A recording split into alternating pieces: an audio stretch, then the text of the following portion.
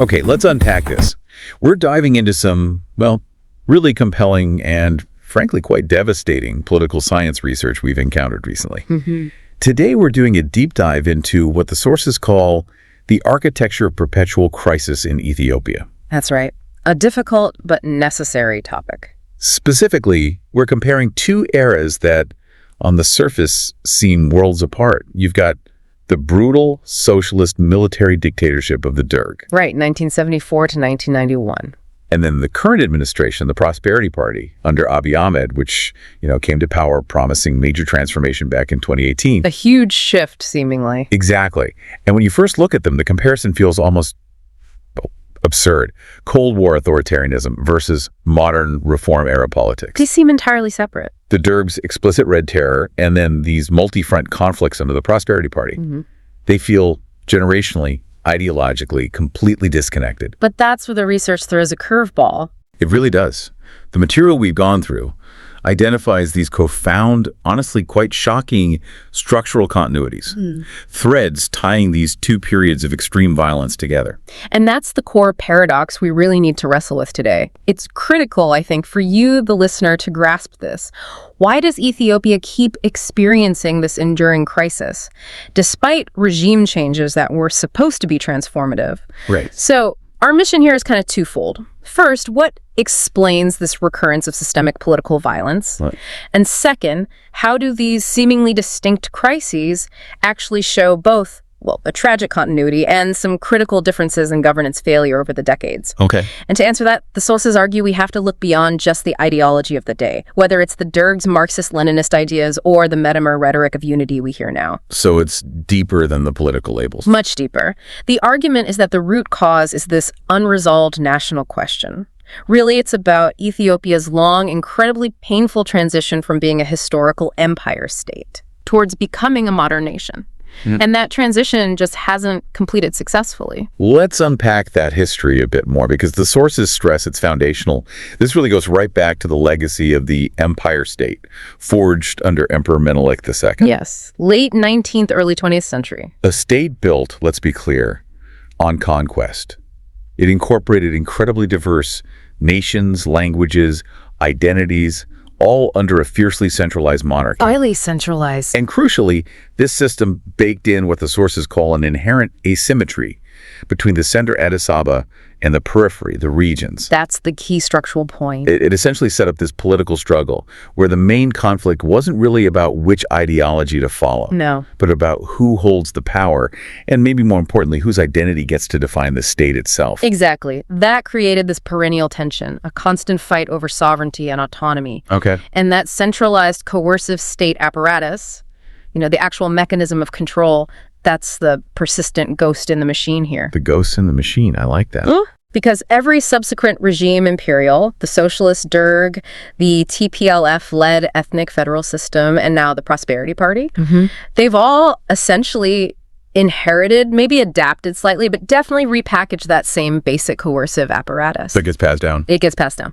That's why the research uses this phrase, revolution without resolution. The political system just keeps eating its own attempts at reform. Revolution without resolution. That's powerful. And if you look at the drivers of conflict throughout modern Ethiopian history, you see this core tension just expressed differently across eras, but the root issue persists. How so? Give us the pattern. Well, under the imperial era, the pressure came mostly as demands for regional autonomy against the monarchy. Pretty straightforward. Okay. Then the Derg regime takes over. They repurpose those same centralized tools, but now for ideological purges and fighting massive separatist wars. Hyper-centralized unitary state. Using the tools for a different justification. Precisely. And now, under the Prosperity Party, we see it manifest as these multi-front ethnic conflicts alongside a political push for re-centralization, ironically pushing back against the promises of ethnic federalism. So the conflict shifts its shape. But the core issue, who belongs, who governs, whose vision of the state prevails, that never really gets resolved. Which brings us neatly to this governance paradox the research highlights. And it is, frankly, quite infuriating when you read about it. It is. The suggestion is that both the Derg and the Prosperity Party, despite their differences, share this defining structural feature. Very centralized authority, but masked by some kind of populist reformism. Selling change, delivering control. They sell this idea of deep, profound transformation. But the core machinery, the way power actually works, stays rigid and controlling underneath. Let's just pull back the curtain a bit on those ideological facades. The Derg under Mengistu Haile Mariam, they didn't just grab power violently. No, they had a whole framework. They justified their, brutal authoritarianism through the language of Marxist-Leninist revolution. They embedded military control directly into every single level of government. Right. No, contrast that with the Prosperity Party. Okay, so the PP emerges from Abiy Ahmed's, highly publicized reform rhetoric, remember 2018, promises to liberalize the state after decades of the TPLF's own version of centralized ethnic federalism. Huge hopes, initially. Huge hopes. Yet, as the source notes, the PP pretty quickly began pursuing re-centralization, often under this banner of national unity or metamer. Which, ironically, as you said, meant dismantling aspects of the very federal structure that was supposed to guarantee pluralism. Exactly. The promise versus the practice. So here's the question that emerges for me. If the ideology is functioning, as the sources suggest, merely as political theater, like a distraction, does that mean those initial reforms under Abiy Ahmed, liberalization promises, were they fundamentally doomed from the start? Was that promise always secondary to the deeper imperative of keeping central control? That is the absolute crux of the analysis presented. The machinery of state control, of centralization, appears to be the primary structural reality. It's invariant across these regimes. It doesn't change. It doesn't fundamentally change. The ideology, be it Marxist socialism or national unity, it's just the script. It's the script read by the current actors to justify using that inherited coercive power. So the performance changes, the actors change. But the state, the centralized state itself, remains largely the same. Okay. And this functional deception, this gap between rhetoric and reality, connects directly to Mary Kaldor's theoretical framework of new wars. Ah, new wars. How does that apply here? Well, what's fascinating in the Ethiopian context is how these conflicts really blur the lines. Kaldor's idea is that new wars aren't neat state versus state conflicts anymore. Right, they're messy. Very messy. They blur the lines between state violence and non-state violence, between formal ideology and, frankly, criminality. Okay, what does that look like on the ground then? Give us a concrete example of this blurring in the current crisis. It means conflicts become, simultaneously ideological and brutally pragmatic. You'll have state actors using very strong ideological language, fighting betrayal of the nation, terrorists, that sort of thing. But at the same time, you see evidence of resource extraction, war profiteering, localized criminal activities, often carried out by militias or security forces linked to the state, but operating with a degree of impunity. So it's not just about winning hearts and minds for an ideology. Not purely. The ultimate goal isn't always just ideological victory in the traditional sense. It's often about controlling resources, controlling political space, and using violence as the primary tool to do that. And the consequences are devastating. Absolutely. As that 2023 UNDP report cited in the sources makes crystal clear, when governance collapses into this kind of perpetual, networked, violent conflict, any kind of sustainable development becomes, and I quote, structurally impossible. Structurally impossible. Okay, now we need to shift and look at the specific patterns of violence. This is where we see those echoes of the past in the present day. Yes. And this is where the analysis stops being purely academic, really, and becomes about understanding state terror. We really have to detail the institutionalized state terror of the Derg's Red Terror. We're talking mainly 1977-1978. A specific, intense period. It was a systematic campaign, an effort at ideological purification, targeting perceived enemies, specifically urban youth, students, intellectuals, anyone suspected of opposing the revolution. And the violence wasn't just about killing people. No, it was designed to communicate absolute, unchallengeable power. It was performative terror. That specific detail from the research about the public display of bodies, it's chilling, but I think necessary for us to grasp the scale of it. It is. Victims were sometimes paraded, their bodies displayed publicly as warnings. Often, the sources say, accompanied by placards with messages like, "I was killed because I betrayed the revolution." That's just horrifying. Right. It's the state performing its power through public degradation. Yes. Public, horrifying theater. So the question then becomes, to what extent does that DNA of calculated terror, the dehumanization, still inform the methods we see being used today? Yeah.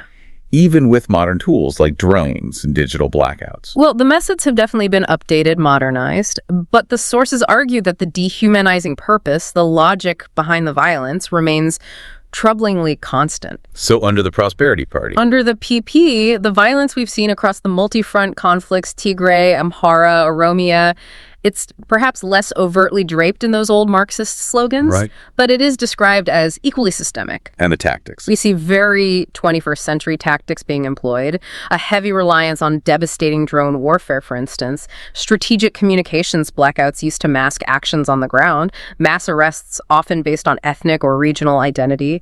But then when you look at the reports from organizations like Human Rights Watch, Amnesty International, the reports cited extensively in our sources, they confirm widespread atrocities. Things like Extrajudicial executions, systematic sexual violence, patterns that the analysis explicitly describes as echoing the Red Terror's dehumanization updated for the digital age. updated for the digital age. Wow.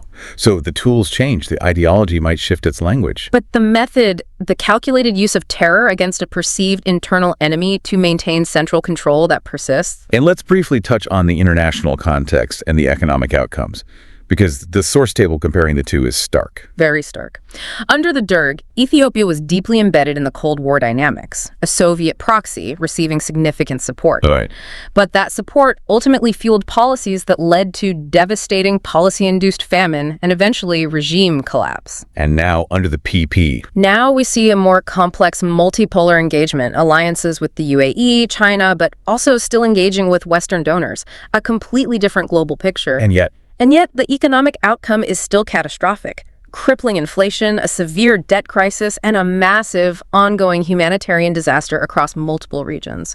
it suggests the internal structural weakness is almost immune to these global political shifts. That seems to be a key takeaway. The fundamental governance problems persist regardless of geopolitical alignment. Okay, but despite all this continuity and structural violence and economic crisis, the research does point to a clear difference in the trajectory of the crisis in these two eras. Yes, that's crucial.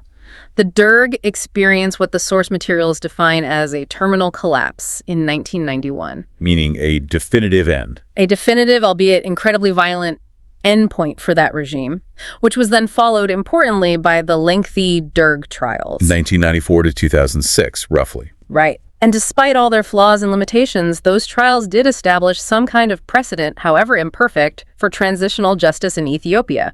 Accountability, at least on paper. Okay, so the Derg's crisis was more linear, like a single tree that eventually gets felled, to use an analogy. A good analogy. But the crisis under the Prosperity Party is described very differently. The term used is rhizomatic. Yes, rhizomatic. Now that sounds incredibly academic, maybe a bit obscure, but the implication seems much more complex, perhaps even more terrifying. It is more terrifying, I think, because it means the conflict isn't linear. It can't be resolved just by taking out one key leader or group. Explain the rhizome idea more simply. Think of it like this. The crisis isn't a single tree with one trunk you can cut down. It's more like a dense underground network of roots, like bamboo or certain grasses. Okay. If you manage to cut or resolve the violence in one specific area, let's take the Pretoria Agreement that officially ended the war in Tigray as an example. Right. The political instability, the conflict potential, it doesn't disappear. It just sprites up somewhere else almost immediately. It shifts, say, to the Amhara region or intensifies in Oromia. So it's interconnected and pops up elsewhere. Exactly. This rhizomatic structure ensures the persistence of instability. It feeds what the sources call permanent war economies, where various political actors actually benefit from the continuation of these localized, seemingly endless conflicts. And the Pretoria Agreement from 2022 really is a perfect case study for this lack of final resolution, isn't it? It illustrates the point perfectly. It formally ended the fighting between the federal government and the TPLF. But crucially, it pointedly excluded other key players. Major players were left out. Eritrea externally wasn't part of the deal, and internally, the powerful Amhara Fano militia, a key combatant, wasn't at the table. So that inherent exclusion seems almost designed to guarantee future instability, doesn't it? Because the core issues involving those groups weren't resolved. The problem wasn't solved. It was arguably just contained or pushed to the margins to fester and potentially re-erupt later. And related to that, we also see significant skepticism around the government's current transitional justice initiative. Critics cited in the material argue it lacks the necessary independence. Yes, concerns about independence and impartiality. Lacks the independence needed to genuinely address these deep networked grievances that span across regions and actors. That's a major concern. Without trust and independence, can it really facilitate reconciliation? So the clear implication then, for you, the listener, is that Ethiopia's path since 2018 is defined by these open-ended, networked conflicts. The crisis doesn't seem to reach a conclusion, it just shifts its shape and its location. And that is profoundly different and arguably much more insidious and harder to resolve than the more linear, definable collapse that brought down the Derg regime. Okay, so wrapping this up, let's synthesize. What we're seeing, fundamentally, is that the recurring political violence in Ethiopia reflects this deep structural continuity. It's about the centralization of authority, it's about the manipulation of identity politics, and it's about the normalization of coercion as a tool of governance. And this seems to matter far more than the specific ideological label of the regime in power. Precisely. The fall of the Derg back in '91 and the kind of fragmentation and networked conflict we see now under the Prosperity Party, they appear as simply different iterations, different outcomes of the same tragic, unresolved political equation in Ethiopia. So what does this all mean for any hope of peace? The research seems quite clear on this point. It does. To transcend this cycle, this perpetual crisis, reforms can't just be surface level.